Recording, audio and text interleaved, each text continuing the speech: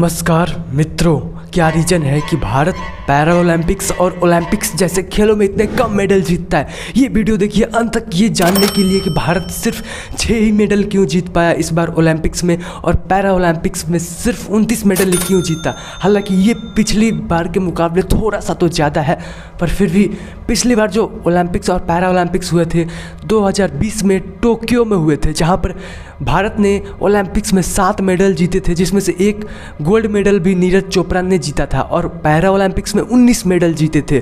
जबकि चाइना और अमेरिका जैसे देश 150-200 मेडल 40-50 गोल्ड ऐसे ही जीत लेते हैं। वो उनके पास आखिर कौन सा टैलेंट है जो हम लोग के पास नहीं है। इस बार 2024 में अगस्त में हुए थे ओलंपिक्स और पैरा ओलंपिक्स गेम। इस बार फ्रांस के पेरिस में हुए थे ओलंपिक्स और पैरा ओलंपिक्स के गेम, जिसमें पिछली बार के मुकाबले 1 मेडल कम ही आया। इस बार एक भी मेडल भारत जीत नहीं पाया। इस बार सिर्फ 6 मेडल जीत पाया भारत ओलंपिक्स में, और पैरा ओलंपिक्स में थोड़ा नंबर बढ़ा है। जहां पिछली बार 19 था, इस बार 29 मेडल जीते थे पैरा ओलंपिक्स में भारत ने। तो पहली बात हम ये जानते हैं कि आखिर ये ओलंपिक और पैरा ओलंपिक में अंतर क्या है। देखो, हम सब जानते हैं कि ओलंपिक के जो खेल होते हैं वो दुनिया का सबसे बड़ा मंच है, दुनिया का सबसे बड़ा मंच खेलों का।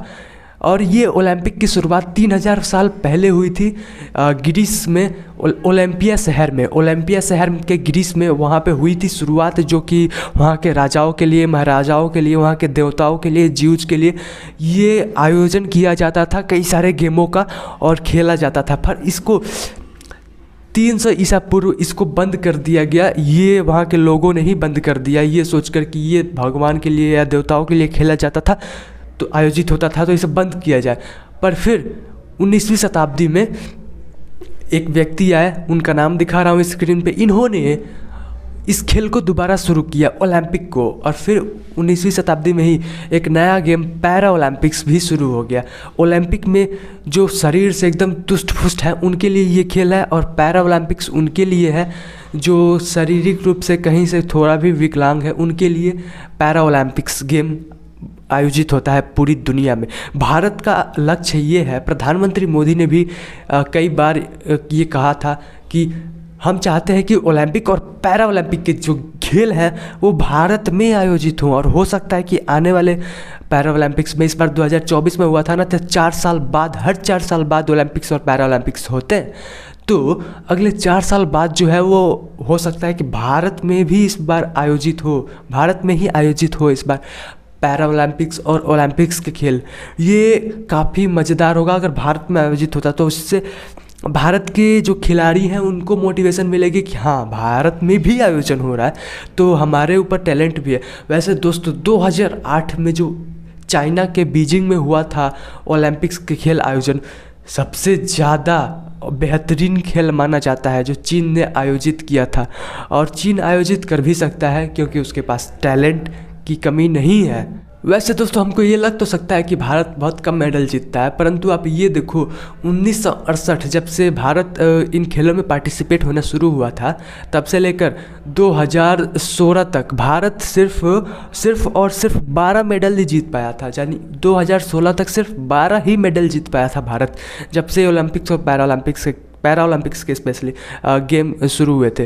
पर उसके बाद 2020 और 24 में 19 और 29 मेडल्स जीत लिए।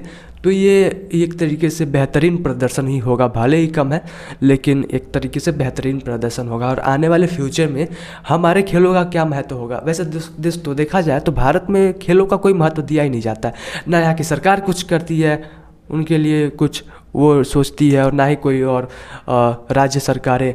वैसे भारत में भी खेलों का मंच है, जैसे इंडियन प्रीमियर लीग, IPL हो गया, क्रिकेट हो गया, कबड्डी, ऐसे बहुत सारे खेल है भारत में। और जो बच्चों के खेल होते हैं, जैसे हम सब हैं, हम सब बचपन में क्या क्या खेला करते थे, वो सारे खेल लुप्त हो रही हैं। और लुप्त क्यों हो रही हैं? तो लुप्त होंगी क्योंकि उनको कोई स्थान नहीं मिल रहा है, उनको वैल्यू नहीं मिल रही है। और नए नए बच्चे अब PUBG और BGMI और डिजिटल गेम्स खेल रहे हैं, उनमें लगे हुए हैं, जहाँ पर इतने प्ले स्टोर पर गेम्स की लिस्ट भरी पड़ी है।